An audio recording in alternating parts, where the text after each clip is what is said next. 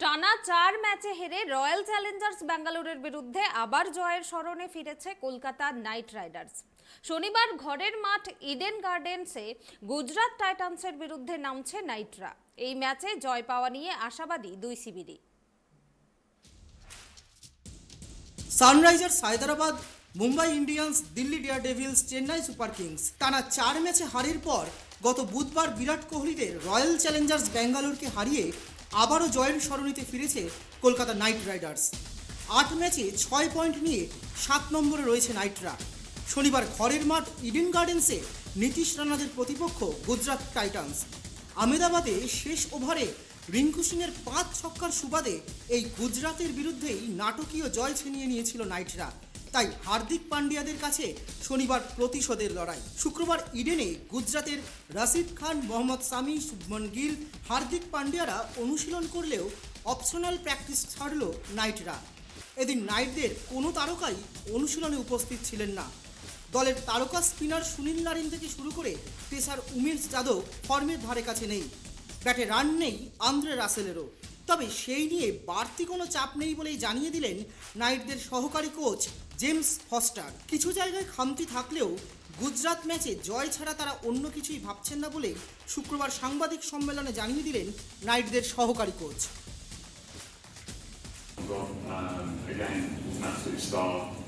Start for a long period of time, spitting in the hard yards.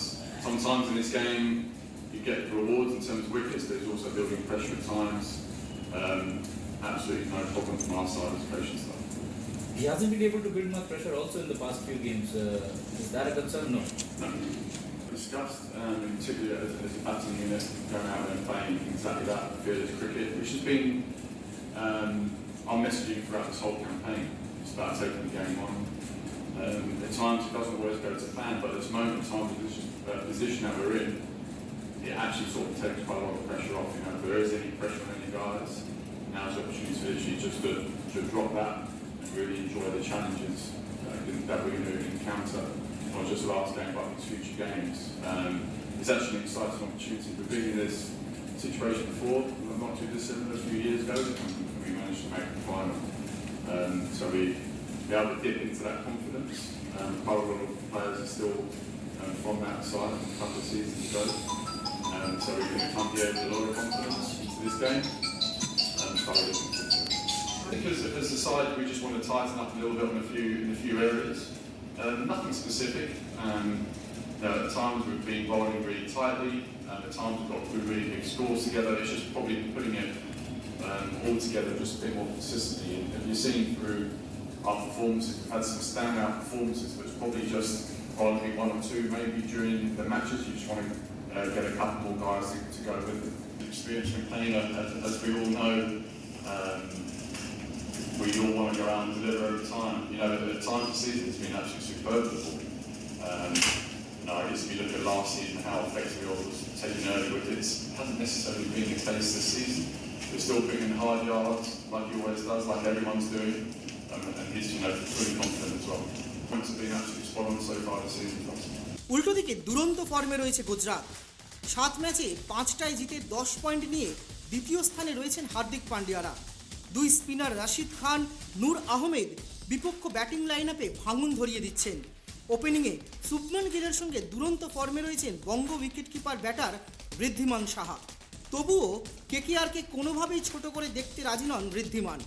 নাইটদের 3 spinner Narine, Varun ও সুজশকে সমীহ করলেও জয় নিয়ে আশাবাদী ঋদ্ধি।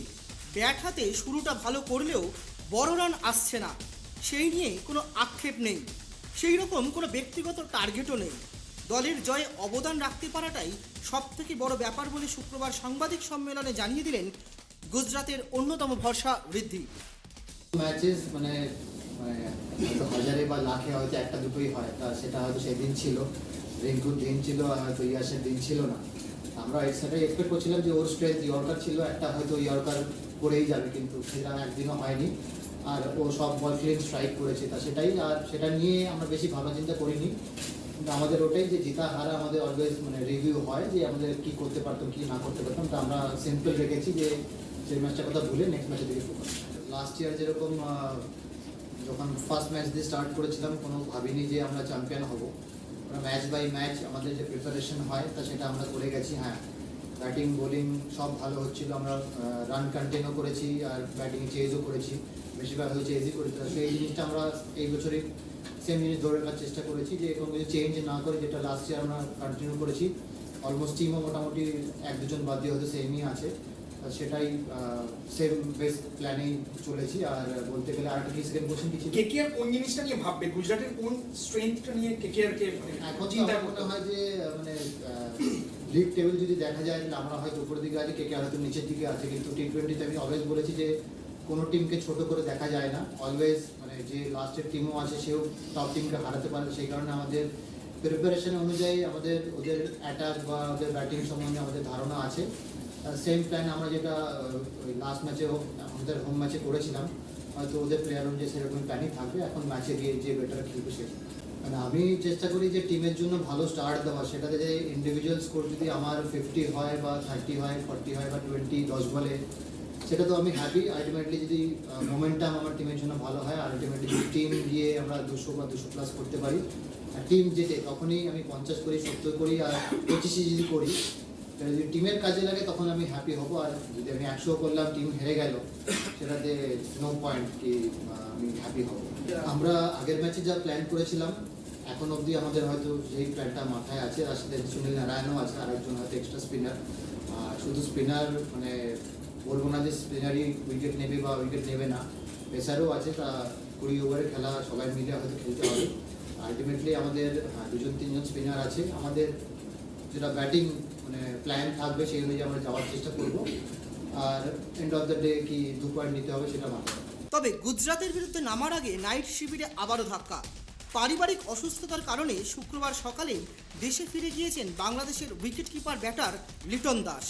যদিও দিল্লি ম্যাচের পর প্রথম একাদশে জায়গা হয়নি লিটনের, তবে সমস্ত কিছু ভুলে জয় ধরে রাখতেই এখন মরিয়া নাইট শিবির।